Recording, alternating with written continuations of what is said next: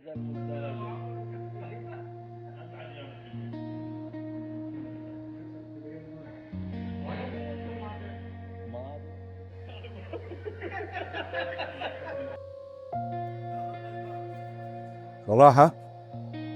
أحلى شيء سووها الشباب إن احنا تجمعنا في ذا المكان في القطيف، حاضنة للفن، و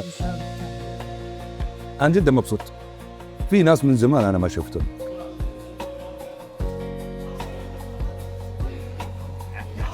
جدا سعيد اني انا جيت الجمعه هذه الجميله، الوجوه الطيبه، انبسطنا ونتمنى نعيدها هالسنه وكل سنه ان شاء الله. والله يعيد علينا وعليكم صحه وعافيه.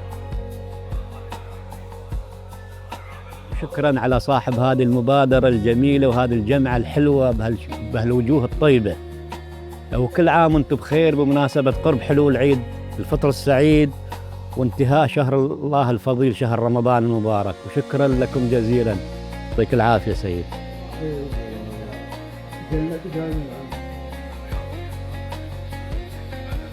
رحم الله من جمعنا، إن شاء الله تكون يعني سفرة دائمة وكل مرة نلتقي في بعض. الليلة صراحة يعني تجمع ولا أروع منه. يشكروا عليه القائمين صراحة، يعني جلسة وتجمع فني من مخرجين، من مصورين، من سيناريست، من إضاءات، من صوتيات، ما شاء الله تبارك الرحمن. يعني يعجز اللسان صراحة، ولمة حلوة وجمعة حلوة على الفطور الجماعي في رمضان 2026.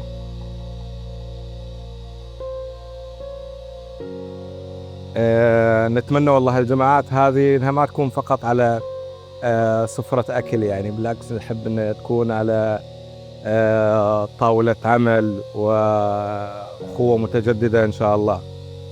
شكرا للجميع، سررنا بشوفتكم ويعطيكم العافية يا حبايبي.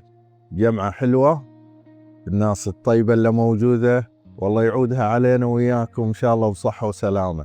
كل عام وأنتم بخير. سعدنا جدا بأن اليوم تجمعنا مع مجموعة من الفنانين ممتعين جدا وعندهم ثقافة رائعة، بالذات أنا كشاب يعني زي ما يقولون حبيت أن أتطور وتعلمت كثير في هذه الجمعة، وإن شاء الله لا يقطعنا عن هذه الجمعة هذه السنة وكل سنة بإذن الله. مو بس تتكرر جمعات، نبدأ نتكرر جمعات أكل، يعني قصدي نتجمع على إنتاج أفلام، إنتاج أشياء جديدة ومشاريع جديدة بإذن الله. شرفنا اليوم بالاجتماع مع الوجوه الطيبة قيادة الأستاذ السيد نزار حبيبنا. إن شاء الله السنة وكل سنة والله يدومكم جميعا ونشرف فيكم. أشكر الأحبة اللي شفناهم، شكرا سيد نزار موسى على هالجمعة اللطيفة. كنا نتمناها بداية رمضان بس الحمد لله أن لحقنا عليها آخر شيء. شكرا من القلب، زمان ما شفناكم ويبقى للذكرى خلود إن شاء الله. مساء الخير وكل عام ورمضان علينا بخير. تحياتي. والله يعودنا يا رب، وإلى لقاء جديد. وما بنتجمع إن شاء الله إلا على الخير وبالخير وفي الخير.